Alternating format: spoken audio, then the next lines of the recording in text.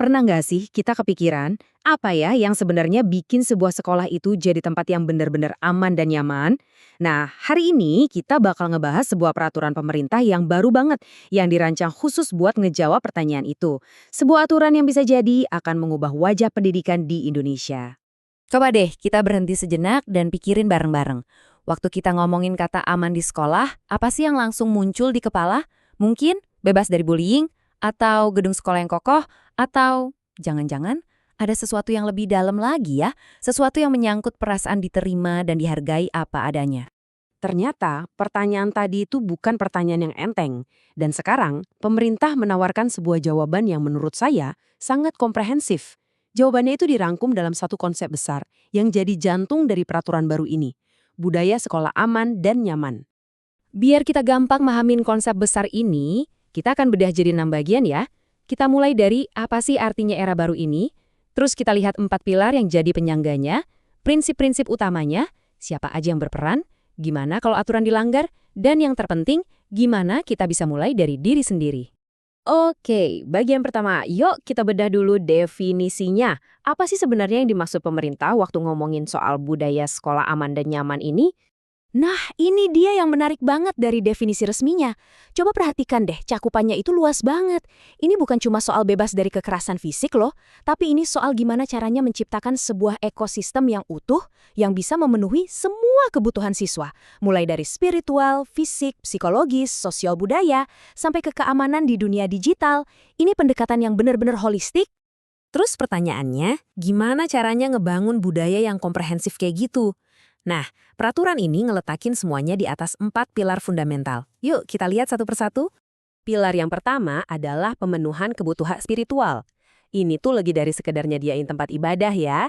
Ini tentang gimana sekolah secara aktif ngelindungin kebebasan setiap orang buat ngejalanin keyakinannya, dan yang gak kalah penting, membangun rasa saling hormat antar umat beragama di lingkungan sekolah. Lanjut, pilar kedua. Perlindungan fisik. Ini mencakup hal-hal yang mungkin udah jelas ya, kayak bangunan yang aman, lingkungan yang sehat. Tapi ada satu poin yang penting banget di sini.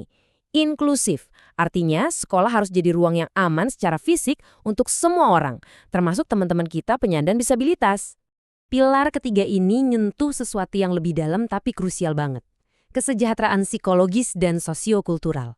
Artinya apa? Artinya sekolah wajib nyediain ruang aman buat siswa berekspresi, nawarin dukungan kesehatan mental, dan secara aktif membangun lingkungan yang menghargai setiap perbedaan. Dan pilar keempat, ini relevan banget sama zaman sekarang, keamanan digital.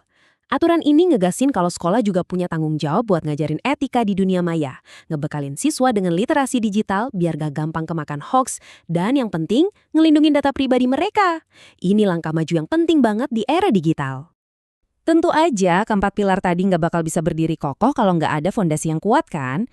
Nah, fondasinya itu adalah serangkaian prinsip utama yang harus jadi kompas buat setiap tindakan kita. Prinsip-prinsip inilah yang jadi jiwanya peraturan ini.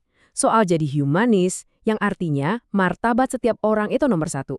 Soal partisipatif, yang berarti suara semua orang, termasuk siswa, itu didengerin. Non-diskriminatif, artinya nggak ada tempat buat diskriminasi dalam bentuk apapun.